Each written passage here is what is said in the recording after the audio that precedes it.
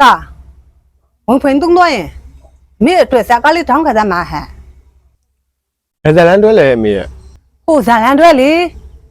我出马里马更噶，我出马里马更噶。